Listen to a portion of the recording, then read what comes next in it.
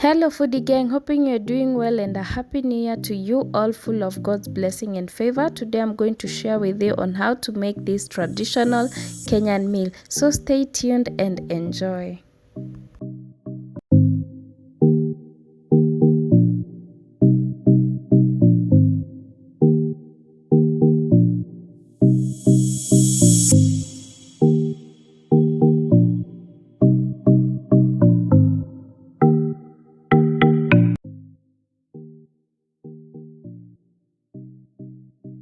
So guys, first step, we start by our maize. We are going to start by boiling the maize first. Don't worry about hizi kamba here. Once they float on water, you use a sieve, then you just sieve them out.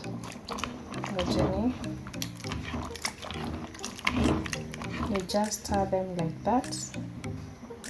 Once they settle, they will all float, then you can sieve them.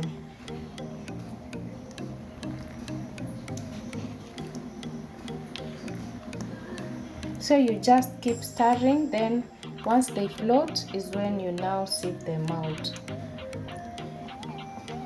Like that. So I'll just pick the nice maize and throw these things away. As the maize are boiling, I had already peeled my potatoes, so the next thing I'm going to do is to prepare the pumpkin leaves. Here they are. I just picked them behind our kitchen. They just grew there, and every time I just pass there, I feel like eating Mukimo, so I just picked a few and I'm going to wash them. Make sure as you wash them very well because of the soil. Make sure you wash them very well. You all know how irritating it is to chew like some stones. You feel some salt in your food. So if you won't wash your leaves well, just know they are going to transfer to your whole meal and it's just going to be a turn off. So just make sure you take your time and clean them very well.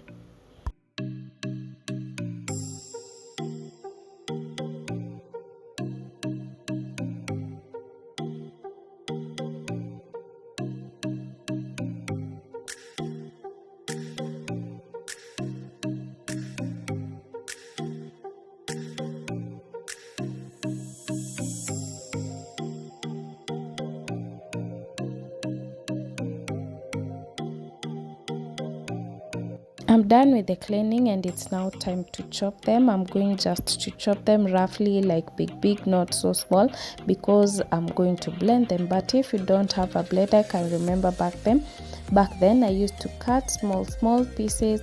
Then I make sure that when blending, I make sure that they are completely done.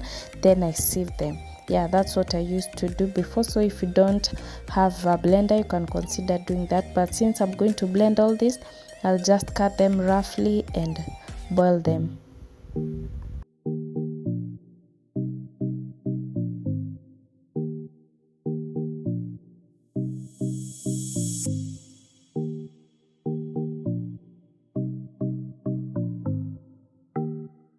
Immediately I was done with making the pumpkin leaves. I just checked my maize and they are ready. I'm now going to add in the potatoes. The maize are not halfway cooked but completely cooked.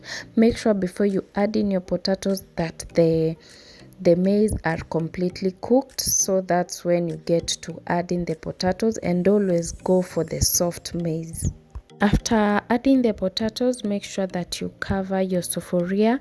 Now I've placed my pumpkin leaves on the heat because we want them to be ready as soon as the potatoes are ready. Guys, note this, the potatoes can't mash well when they get cold, so immediately you add in your potatoes.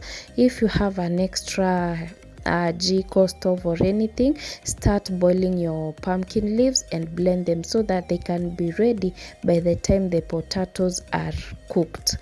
We don't want them to get cold because they don't mash well. So I've already finished cooking the pumpkin leaves and now I'm going to blend them.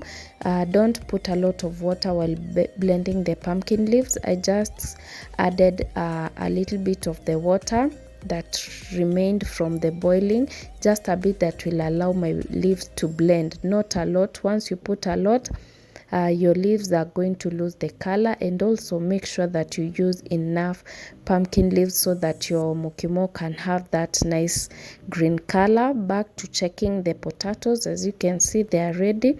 Just run a knife through. If it runs smoothly, that's when you know that your potatoes are ready. And you can see here, my leaves have blended them completely, so it's now time to mash everything together.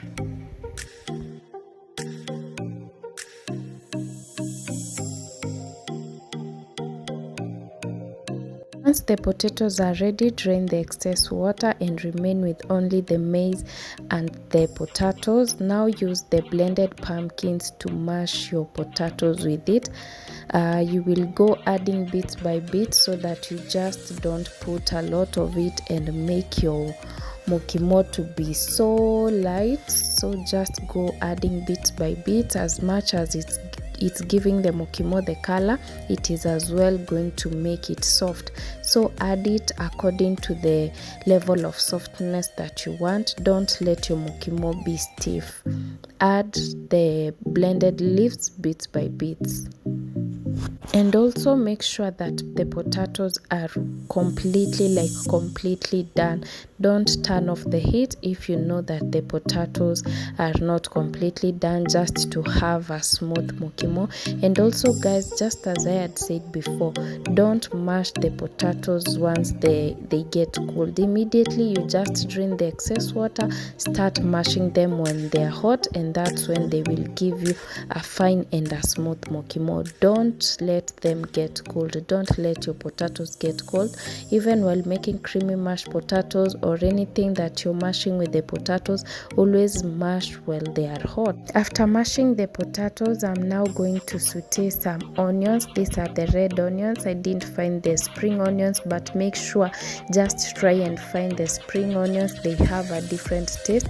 So I'm just going to saute these red ones to golden brown so that I can just try to grab that taste, but always go for the spring onions. After sauteing them to golden brown, I'm now going to add them to my mukimo. This is like kuzikaranga. I don't know what that's how to say that in English, but anyway, just add them to your mukimo and mix everything together. And trust me guys, you're going to love this.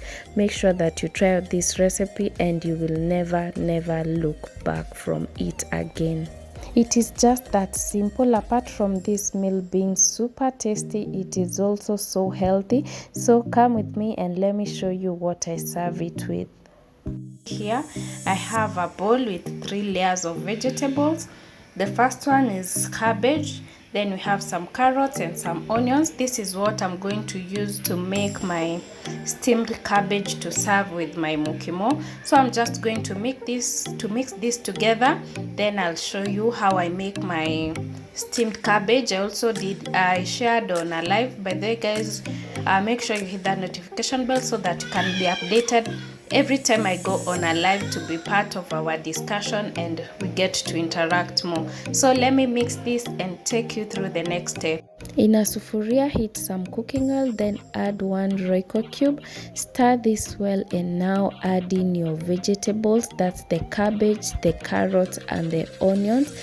Once you put them in, mix everything well together so that the Royco and the cooking oil can be well distributed. Make sure you give them a fine stir and cook this for only 5 minutes.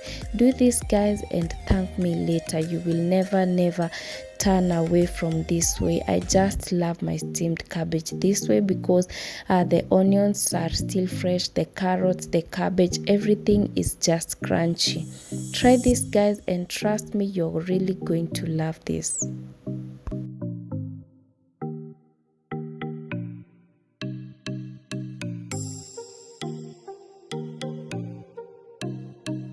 All all is done and said, thank you for watching up to this far. That's how I prepare my mukimo with steamed cabbage. You can decide to serve with some beef as well.